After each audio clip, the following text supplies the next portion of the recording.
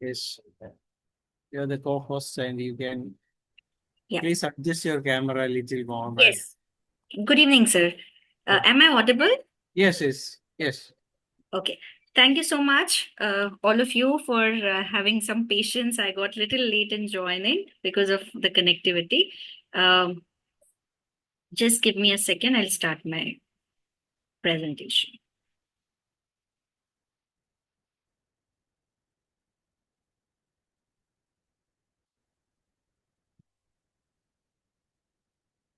So today I want to talk about basics of repertorization. Repertory is one of my favorite topics because I use it in my daily practice day to day. So I really like to talk about it. So I'm not going to talk fancy repertories or how I do it, but basics of homeopathic repertorization so that everybody can get some introduction to the repertories, various repertories, and how we can use it. Is my screen visible to everybody? Yes, yes. Screen is visible. You can make it big, full screen. Okay.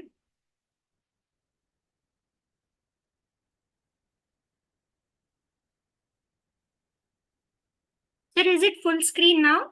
Yes, it's full screen. Fine, fine. You can go ahead. Thank you so much. So welcome everyone once again. For example, I would like to start with an example. So if a patient comes to you and says, Doctor, whatever I have, whenever I have an important meeting, I become very anxious. I keep thinking something will go wrong. My stomach starts churning and I have to rush to the toilet. This is our symptom. So how we take that into repertory? Can you tell me what will you take? Any suggestions in the chat box?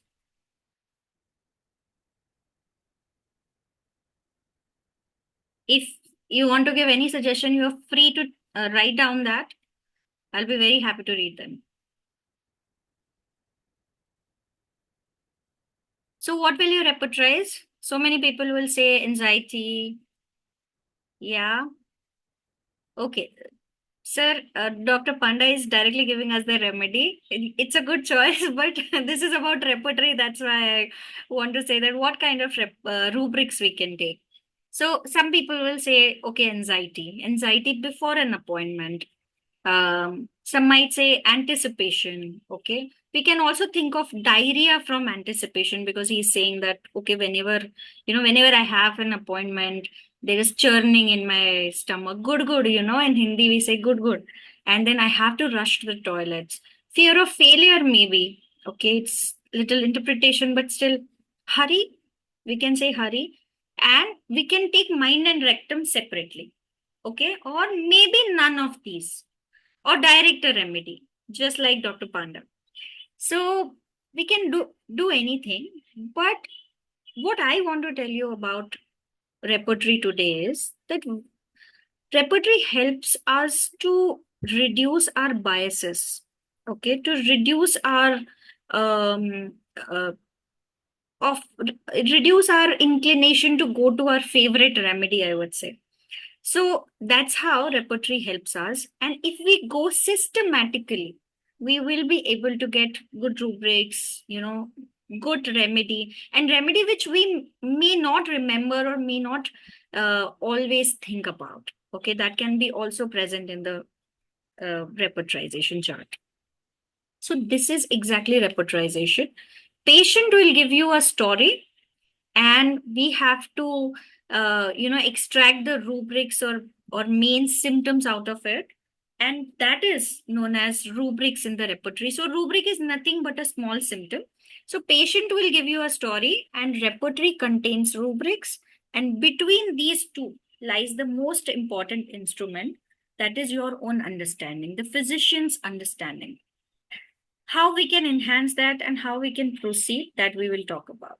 So a lot of us might be using computer repertory. I also use computer repertory, and I'm really thankful to the technology that we have computer repertories, because otherwise it becomes a whole set of program to find out rubric and then repertory. It is actually very difficult.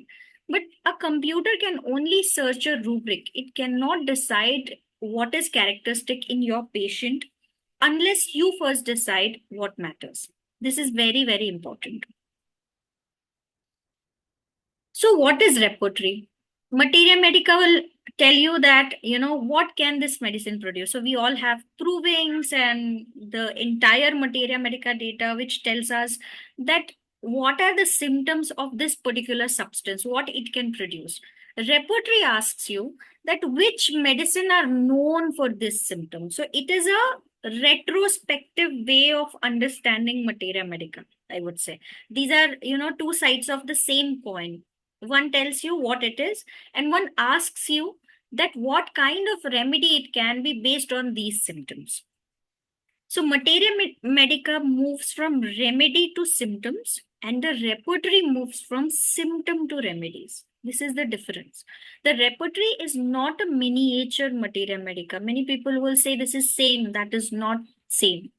It is an index that leads us back to Materia Medica. So this is like indexing symptoms and then going back to Materia Medica and checking whether, the index has actually shown us the right path or not. And distinction is very, very important. So how do you understand that, this is important, this is not important? Many people have this question in their mind that what to take in repertory. Because if we take, like my first example, if we take everything into repertory, that becomes a problem. If we take only one, single remedy rubric or very narrow rubric, then also it becomes a problem. But we should know that what is our priority. So information is not equal to symptom. Okay, so if you have, you might have heard this case of Kent that one junior doctor came to Kent with 50 pages of case information, and Kent just threw that away and said, you have entire data, but you don't have a case. So that is a scenario with many of our young doctors, that we have lengthy case or information, but we do not have the main symptoms, the chief complaint, the modality, location, sensation. So information is good. Of course, we will go from information to rubric, but we have to extract the symptom out of the information. So information is not equal to symptom, and symptom does not equal to characteristic symptom. If somebody says I have pain in the head, pain in the leg, no appetite, little bit of cough, cold, this, that, doesn't mean you have characteristic symptom. But if somebody says, I have drawing pain in the back of my head, which goes down to my neck, and my shoulder aches badly, and I have pain in the right side of my hip, which happens in the night, which is ameliorated by walking, and sitting is too much for me. This is, at one hand, you have like list of symptoms, but on other hand, you have characteristic symptom. You have symptom which is qualified symptom, and that is very, very important for repertorization. So patient may provide you a 50 piece of information, but perhaps you have only 20 symptoms, perhaps only 5 or 8 very strongly individualizing symptoms, which individualizes the case or the remedy. So this is the distinction which we need to learn. We should know that what is, pure raw data or information, and then what is refined data. So what is refined data is symptoms, rubrics, characteristic symptom. My teachers have taught me to take qualified symptom. So whenever you're doing a case, you take the information, of course, you listen to the story, but you extract what is the most characteristic thing into that. And then take that into repertory, and then, decide the rubrics. That is evaluation of symptom. You know that what is my priority. And if you don't know that, you'll go wrong. So it's very, very important. So for example, I have taken one more example. So patient comes to you with migraine. Okay. If he tells you I have headache, very common migraine patient, he will tell you, I have headaches. That is not qualified symptom. Then if he tells you migraine for 8 years, this is good. You have, timeline. that it's a chronic case, it's diagnostic, you have some history. If he tells you it has a throbbing headache, somewhat useful. Okay. Of course, it is getting qualified, you are going deeper and deeper. But if he tells you modality, exact modality, that it is worse from sunlight, better by tight pressure, very, very characteristic. Headaches happen before menses, very useful.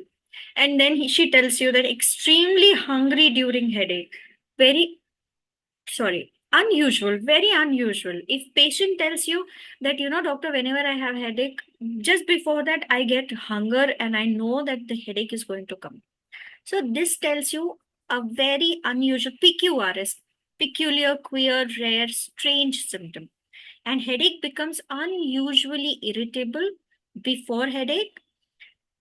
So patient gets unusually irritable. This is also potentially useful. So we have good number of characteristic symptoms here, that patient has throbbing headache, worse from sunlight, we have good modalities, better by tight pressure. So this can make up good totality. Okay.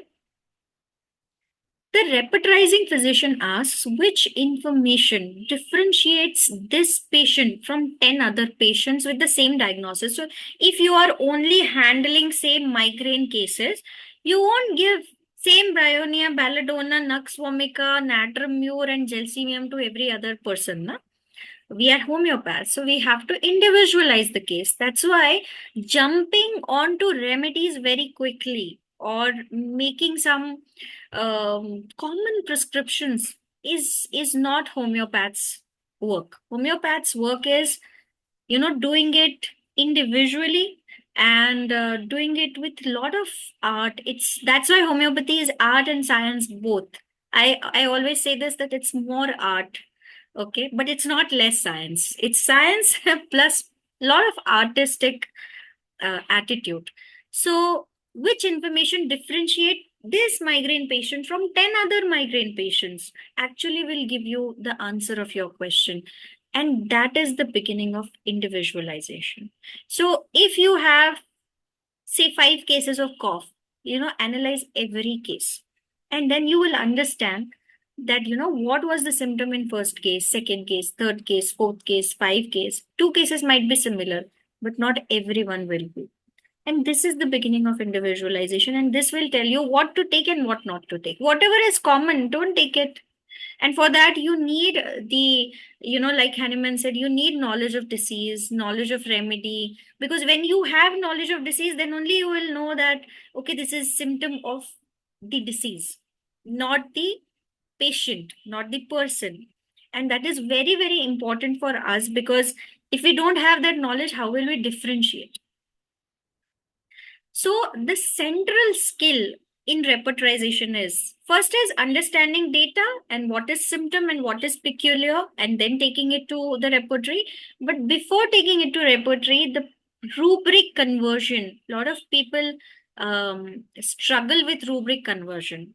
Is there anybody who has struggled with this thing? So I have one very nice formula which I will tell you, which has helped me in last few years a lot. Anybody who has struggled with changing patient language into rubric language?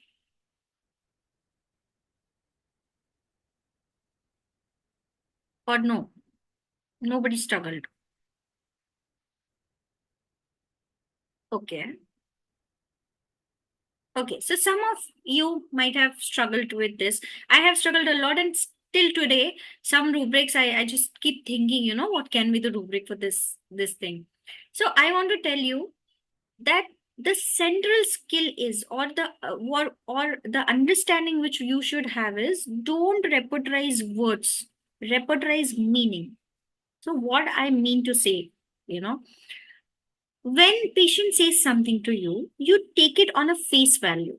Okay, if he says that, doctor, um, like in our first example, that when patient says that whenever there is some urgent meeting, I have to rush to the toilet. So don't take it for face value. Ask, what do you feel inside? What is your experience in that situation? It can be anxiety, it can be hurry, it can be anticipation, it can be anything else also. So if you have the meaning of the symptom, repertorize the meaning and not mere words. Okay, because words can change. People have different languages, different, type of accents, different type of ways to say the same thing, but the meaning can be entirely different. So ask the meaning, ask the deeper pattern, and that will give you exact rubric. And even if you have few rubrics which are very very characteristics, it is a very good case. It People uh, often think that more rubrics means a good case. That's not right, actually. I don't think so.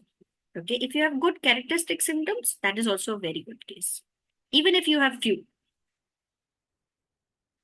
So for example, if patient comes to you and he says, it's very common, huh? Patient will come. I have seen this sentence comes to me very often. Patient will come to you and tell you that, doctor, I like nobody to tell me what to do. I don't like this type of attitude that anybody walks in and tells me do this, do that. Right? Isn't it common? Very common kind of expression. So, what are the possible rubrics for this language? So, we can think of contradiction intolerant of. So, he is not able to, tolerate that somebody is contradicting from his opinion. It can be dictatorial, right? Because he is a dictatorial person. Then it can be obstinate, that he is very, very strict or frigid with his own values, own opinions. Anger from contradiction, it can be anger from contradiction. Aversion to being controlled is also in rubric. So these can be possible rubrics to the same sentence. Which one will you take? Tell me. How will you decide that which one will go with your case?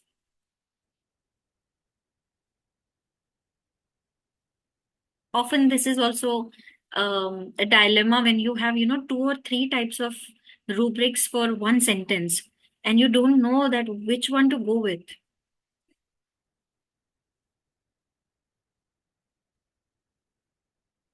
It needs experience and regular practice to convert. Yes, sir, you're absolutely correct. Dr. Bibo is saying that it needs experience and regular practice. Yes, we all need experience, and this practice thing goes on for for years together. So every day is a practice. That's correct.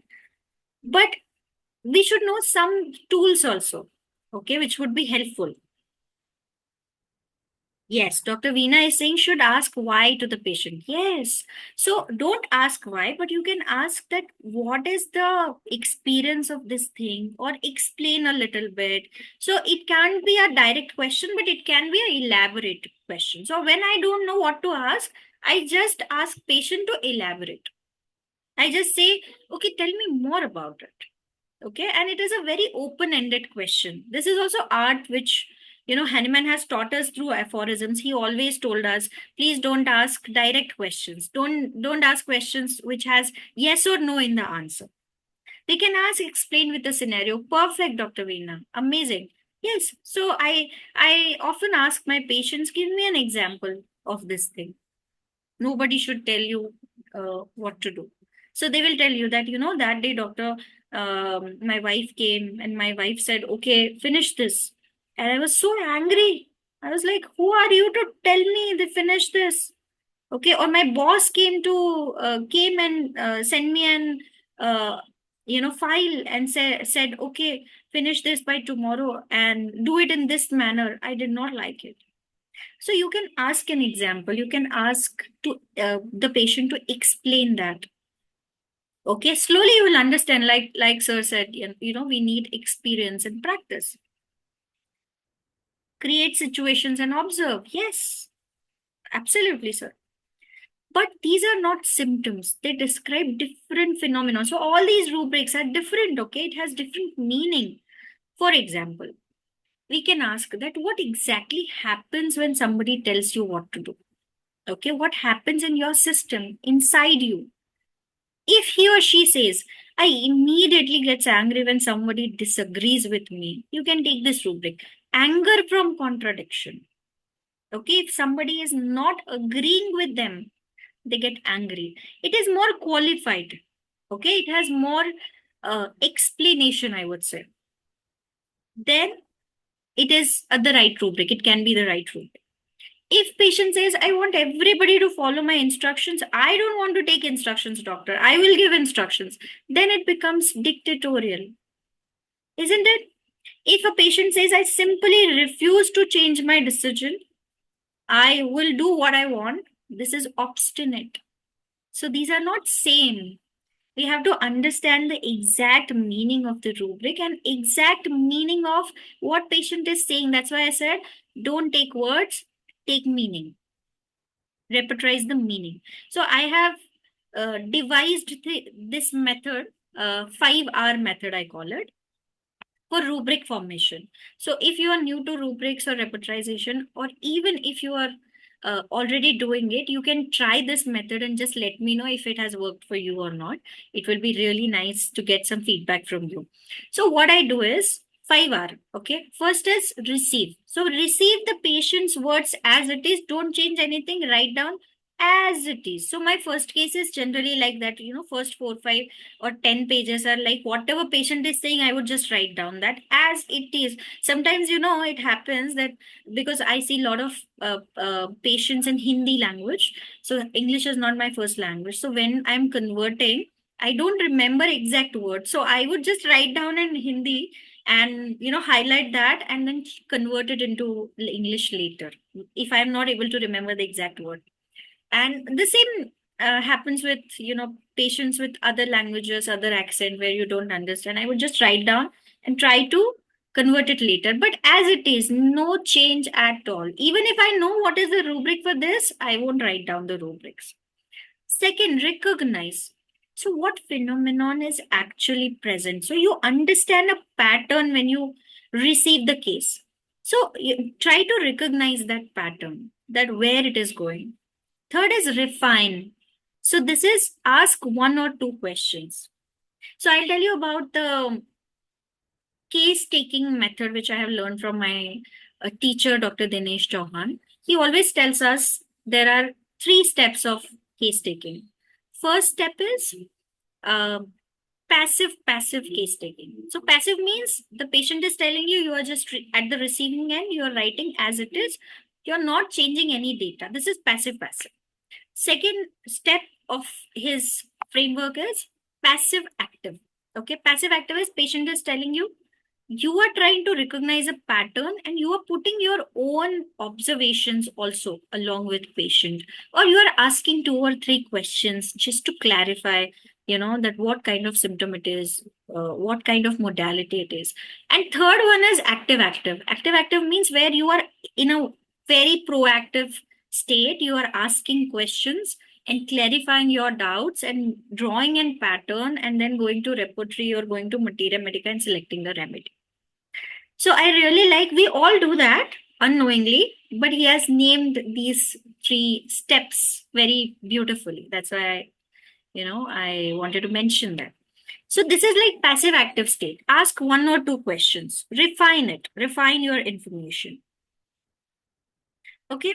Then fourth stage is repertorize. To find the closest rubrics or exact rubric. If you know exact rubric, very good. If you don't know, no problem. You just try to find out the closest rubric possible. And then ask yourself, does this rubric truly represent my patient? Okay. So similarly, we do it in case, does this remedy truly represent, or truly understands my patient, or is very similar to what I have heard right now? This is 5R. I really, I was helped by this framework. So receive, recognize, refine, repertorize, and review. So this way you can actually be sure that, okay, whatever rubrics we have taken is right, or whatever remedy we have selected is right. We are going in the right direction. It's like a, self checklist.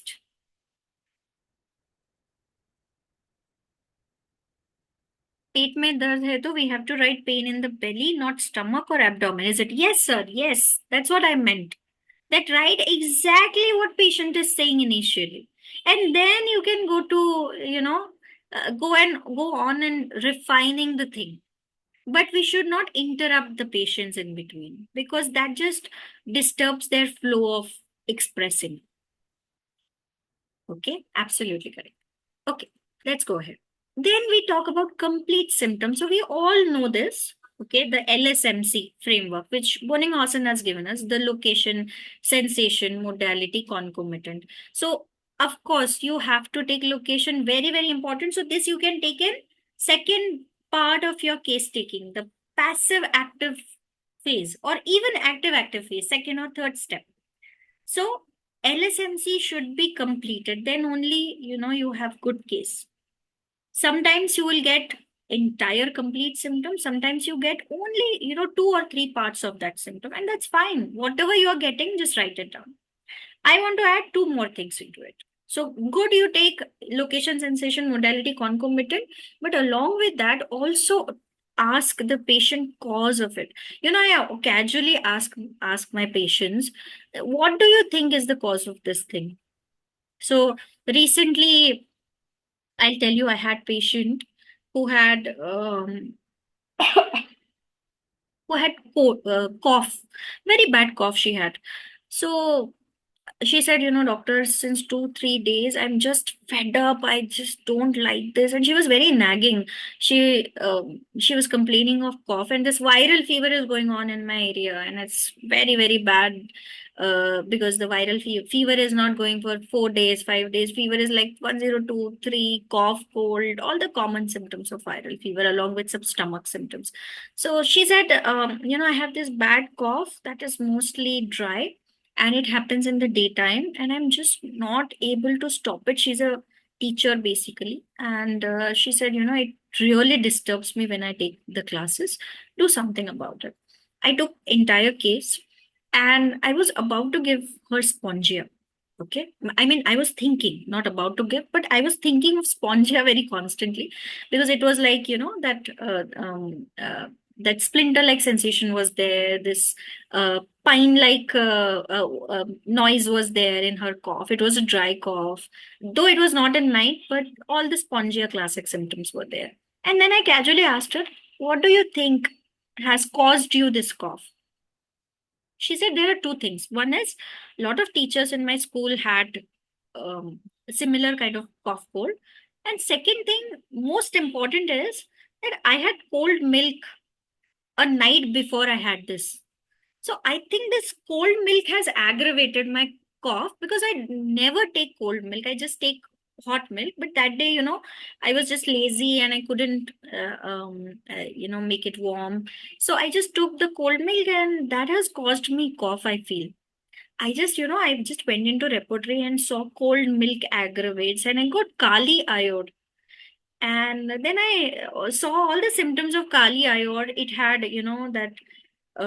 that soreness, that noise, dryness, cough in the daytime, and all everything. I gave her Kali iode, and she got better in 1 day, and the cough disappeared.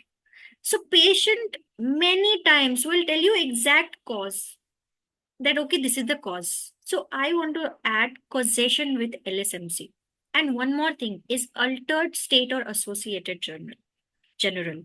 So what changes in the patient during the complaint? Okay, what kind of feeling, physical symptom? This is like concomitant only, but it is associated general in entire body. So if you add the C and A into your LSMC, your case is complete. You're good to go. Now let's talk about rubric ladder. Okay, I'll tell you what it is. So rubric ladder means how you take first symptom and then go into the sub rubric, and then sub rubrics, and then final remedy. So when a rubric seems uncertain, climb gradually. Please be gradual, don't be in hurry. If patient tells you, before presenting my case in front of professor, I become shaky and I need the toilet. Okay, same symptom I'm using. Start with anxiety. Okay, it is anxiety. Am I right? Then it is also anticipation because he's going to present. So he's already thinking of it. So not it's not the present scenario, but it will happen. That is anticipation. So you're thinking of something is going to happen. Then anxiety, anticipation from what? What did he say? Whenever I'm going to present my work, so engagement or appointment or event before, any kind of event before, you have entire rubric. Then consider the physical expression. Rectum, diarrhea from anticipation. So where will you find diarrhea? In rectum. Okay, that is a chapter. Diarrhea from what? From anticipation. So you have very good two rubrics. Anxiety, anticipation, event before, and rectum diarrhea from anticipation. And the exact rubric depends on the repertory used also. This will give you set of remedies, not only one remedy, huh? Not always. Set of remedies. And then you go to the Supreme Court, which is Materia Medica. Ask Materia Medica, which remedy suits this presentation. So this way you can go to the ladder. This ladder can go up or down the way you want. But I would like to tell you that don't jump to the narrowest rubric first. Many people would just go with single remedy rubrics or very narrow rubrics. That actually reduces the chance of right remedy. Because when you take very narrow rubrics of 5, 6 remedies or something like that, it actually filters down many good remedies. But yes, if you have very, very, very rare kind of symptom, okay, which is not anywhere, and there if you get such rubric where only 4, 5 remedies or one remedy is there, it's like, it's like you have got magic. Because in that case, if you're not getting any kind of other symptoms, this symptom will actually lead your case. That will be your anchor. So that you can take, but not in general rubrics. It's a very general expression. Okay. These are some tips from my side. First of all, never make a rubric from a theory. I think it is like that. Please don't do that. I think he said this. I think he meant this. No, ask him. Keep your patient in front of you or phone him if you have a doubt or confusion, or leave that rubric for that time, but don't make rubric from a theory. Observed symptoms are also data, so I did not speak about observed symptoms a lot, but don't ignore them just because patient has not narrated them. If it is your observation, it's the utmost priority. Cross reference is a very underrated skill. So if you don't get something in that rubric which you want to take, okay, I'll tell you one thing I have understood about repertories is many times many people don't get exact rubric with what they want in the repertory, not because they don't understand repertorization or rubric making, it's because of their vocabulary. So we are Indians, we have a very English is not our first language. That's why most of the repertories are made by either Germans or English people from US or other countries. We have very limited number of repertories which are made by Indian people. For example, Phatak.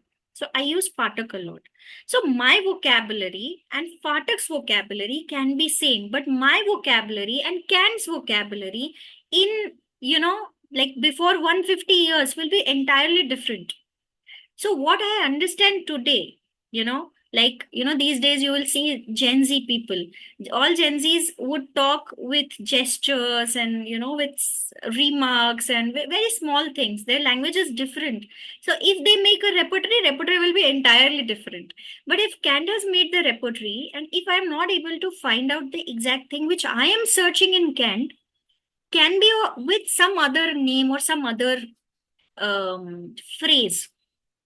That's why cross reference is a very underrated skill. So if you're not able to get it, please go to Google, ask the synonym of that particular thing, and go to repertory and try to find out the synonym of what you're thinking. Okay, for example, dictatorial can be something else in Bonninghausen. So you can ask the Google Baba and it will tell you. So more rubrics do not automatically mean better repertorization. Repertorization. This I already said before. That qualified symptom, qualified rubric is better than having number of rubrics. That's not better. So repertorization is not the art of finding a remedy in software. It is the art of converting the individuality of the patient into the language of the repertory without losing the patient in the process. This is true repertorization. Let's see some examples. I have kept some examples from Kant repertory because most of the people know how Kant works. Some gems from the Kant. So when patient says, I go upstairs, doctor, I feel very weak in the limbs, as if my legs would give out. Sometimes I feel they are not moving at all. Okay, so I'm just giving you some rubric examples so that you get good chance of, getting familiar with the repertory. What can be the rubric? Can anybody suggest anything? Going upstairs, the limbs would give out, feeling weak and doesn't move. Any suggestions from anyone? I'll just wait for 5 seconds.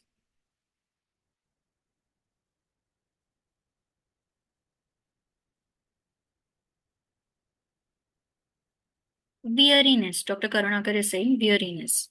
Yes, but it's not exact or it's not complete, I would say, because the legs are giving out.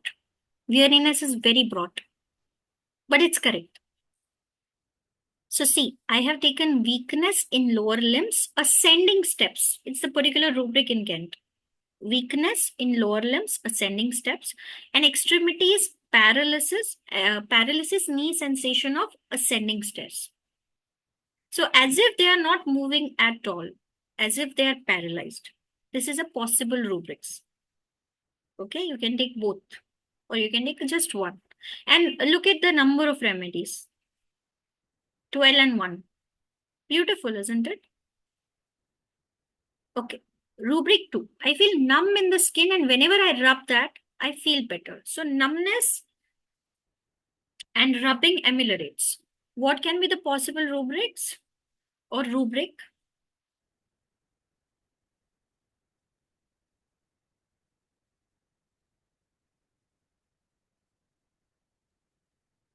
Anyone? Okay, let's go ahead.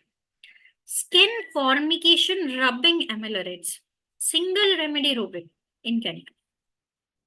So numbness is like formication. Okay, that's the exact word, exact medical term for numbness or tingling. Formication and rubbing ameliorates. It's the exact rubric.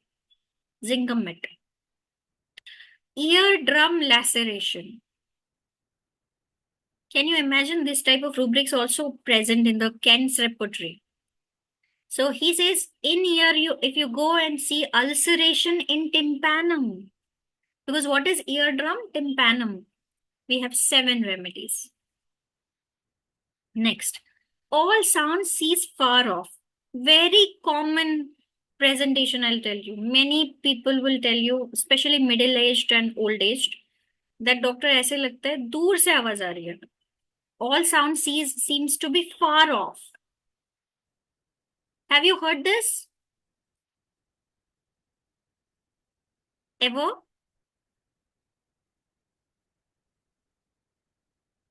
So suppose somebody is just calling me from next room.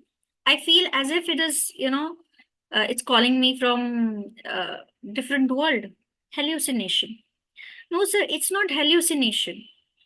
It seems as if it is coming from a very distant place. He feels like that.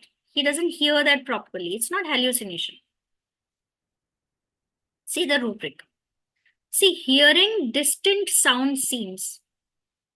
So, that's the joy of getting something very exact what patient is saying. ऐसा लगता है दूर से आवाज आ रही है. Illusion. Yeah, but it's not illusion. It's like hearing is in a way where you feel that the sound is not next to me. That's a hearing problem.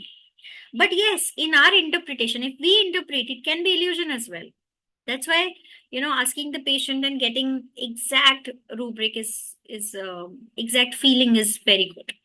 So distant sound seems, and yes, second possibility, like doctor said, that it can be illusion, but we have to ask that to the patient. Face looks very dirty or filthy. Many people will come to you and tell you that, my face looks very dirty, doctor. Common expression, right? Kent has exact um, phrase for that. He says, face smutty. Smutty is where you feel that your skin is filthy, very bad. So he calls it smutty. Now see the vocabulary. It is the difference of vocabulary. I would never go and search smutty. But when I searched filthy in Kant, I got the cross reference. Can you see? This is known as cross reference. So in smutty, he says, see skin filthy. But smutty is exact word for that feeling. Okay. Next. Crust on the lips. Foul crust on the lips. This is not very common, but you'll get many patients. This can be your observations also. Sodes on the lips. Okay. It's not crust, it's sodes. So how you can, find out such rubrics or use such rubrics is, first of all, you have to get familiar with the repertoire. So you have to use it daily, day-to-day basis. Then you will be very, very familiar, and the rubrics, you will be able to convert the rubrics very quickly. Stammers constantly. If somebody is stammering constantly, the rubric is speech difficult in Kent. Okay. And stammering, both. We can take both.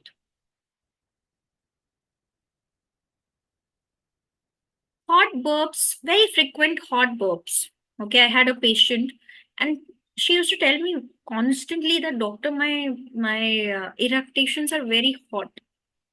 Okay, it's not acrid, huh? It's hot. See, water brush in stomach, you can take water brush and you can take eructations hot. That's the exact rubric. Water brush is when the food comes up. Okay, and you have a acrid, sour kind of water in your mouth. That is known as water brush. But it's not only that thing. It's like hot burps. So hai hamare paas, we have it. One patient came and told that vomiting of cough and post nasal discharge. There was this post nasal dripping, and balls of cough keep coming out in the vomiting. Doctor, balls of cough, छोटा छोटा ball आता है. See, vomiting general, drawing catarrhal plugs from posterior nares is the rubric. And imagine, can you imagine CPR to be the remedy? I would have only thought of Hepersulf, Calibicrome, and all those type of remedies which are there for lemna minor maybe. But vomiting of catarrhal plugs from posterior nares is such a beauty. That's why I love repertory, because it just, keeps my ego down that I know something. Indigestion. Okay, very common. So stomach disordered, we can take. In Kent, you don't get indigestion directly. You get stomach disordered. And you have 44 remedies. TB of intestine. Can you suggest what can be the rubric of TB of intestine? In abdomen, he says tabes mesenteric. This is an old term of TB, intestinal TB, tabes mesenterica. And that's why you should know that which repertoire you are using, what kind of vocabulary or what kind of, rubrics you can get. This you will understand, slowly, gradually when you use repertory on a daily basis. Discharge of water like fluid from anus. water-like fluid, watery discharge from anus. So rectum moisture. You don't get discharge water-like. No. Rubric is rectum moisture. If someone tells you constipation, severe, no stool almost for a week, so it's very severe constipation, right? Inactivity of rectum, almost like paralysis. So these were few examples. And repertory is a great tool for every homeopath. So in the, closing statement, I just want to tell you that to learn the materia medica, Kant has said this, that one must master Hahnemann's organon, after which the symptomatology and a full repertory must be the constant reference books if careful homeopathic prescribing is to be attained and maintained. So Kant is saying that not only materia medica and organon, you should also know the repertory, and it should be your constant reference books to attain and maintain good homeopathic prescribing.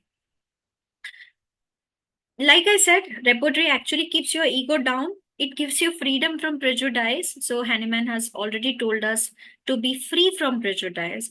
So whenever we think that we know the remedy, we can remember the symptom, but to with all the honesty, I want to tell you, we cannot remember everything. We have a very limited memory. At least I have a very limited memory, and that's why repertory really helps me in in selecting remedies or in confirming remedies. Even if you know it, if you are a materia medica person, fine, no problem. But if you can confirm it from the repertory, it's just amazing. And it frees you from the prescription of only polycrest remedies. That is the greatest um, joy, that you can use some rare remedies or some lesser known remedies or some remedies which you have never heard before, but still you can prescribe it because homeopathy has extensive scope. It's just our limited memory and efforts that um, that we don't want to try further, but homeopathy is unlimited. So it frees you from the prescription of only polycrest remedies. It helps you to form questions during case taking if you want to confirm your remedy. So in active case taking, you can ask, okay, do you have this? Do you have this? What do you feel about it? What are your cravings? And that will confirm your further prescription. It also helps you to prescribe unknown drugs which you have not read or not even heard of. You have understand the materia medica in detailed way if through repertory. For using repertory, you have to know the structure of repertory, which is very, very important. Use of rubrics, which will come from practice. How to convert patient language into rubric. And repertorization based on evaluation. And also, then the further step is differentiation. So, this example I always give, that when you read Materia Medica, it's like this beautiful car, new car which has good color and nice shine and everything is at place. It's, that's why Materia Medica is favorite subject of every homeopath, because it's like full-fledged ready-made thing. But when we create rubrics and break down the materia medica and put them into different chapters, this is how your car looks like. It's like, just taking one thing and then other thing and then create a picture and creating this car. We want to create the car only at the end because we'll go to the final Supreme Court materia medica. But this is how you get repertory. These are the different rubrics, different parts of the same remedy. So, for example, let's see the proving. So, this is a proving symptom of tarantula. So, Herring says, suddenly sprang away from her attendants and swept ornaments from mantelpiece, said she was sorry but could not help it, very mischievous and destructive, amusing and cheerful, at times pain in the left ovary. This is a proving symptom from tarantula from Herring's book. Now, let's go to the Yes, rubric madam. meeting. Yes, madam. Yes, Only yes, sir. 3 minutes remaining. We can just conclude. Yes, sir. Yes, I'm concluding only. This is only final slide. So this is how it looks into repertory. Okay, so this is what I wanted to, convey to you. So this is very important that we learn evaluation. And basically, I want to say that repertorization is a life skill of homeopaths and we cannot skip it. Thank you so much for listening me patiently. If you have any questions or any feedback, I'll be happy to receive that. Thank you. Yes, Dr. Yamini, it was really an excellent session. You really covered everything about repertorization and that in a short spell. And since we have only 2 minutes remaining, I'm inviting Dr. Manoj to say a few words. Yes. Thank you, sir. Yes, thank you, Dr. Yamini. It's a nice presentation. Congratulations. And what is more interesting is that the illustrations, that is excellent. If you, there are a few teachers like you, definitely the homeopathy will grow further. So, congratulations. Well done. Thank you. Thank you. Thank you so much, sir. I'm inviting Dr. Karunagar to say vote of thanks to the session. You can say a few words also. Yes, very nice presentation, ma'am. Whoever not believing repertory, they have inspired about hearing your lesson and do it. It's a very nice. Without understanding the conversion of rubric, it is a very difficulty to arrive that one. Very nice presentation, ma'am. It is very useful to us for doing repertorization and finally arriving a simillimum and to do justice to our patients. Thank you very much. Thank you. Thank you so much. Yes.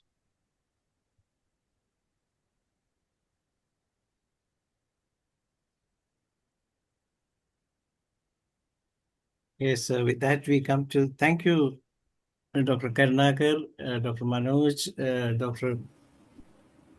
Prasad Pandesar, and those who attend the English session. And tomorrow we will have a session from Dr. Krishna Manasa, and Doctor will be talking about from aphorism to prescription, applying the organon in everyday clinical practice. Thank you once again, Dr. Yamini Ramesh, and coming over here and delivering a wonderful session. Thank you so much, sir. Thanks to everyone and the entire team of IFPH. Thank you. Thank you. Hope we can have some more sessions in the future. Over to Dr. Manoj to begin the session. Dr. Shaiji, could you please say?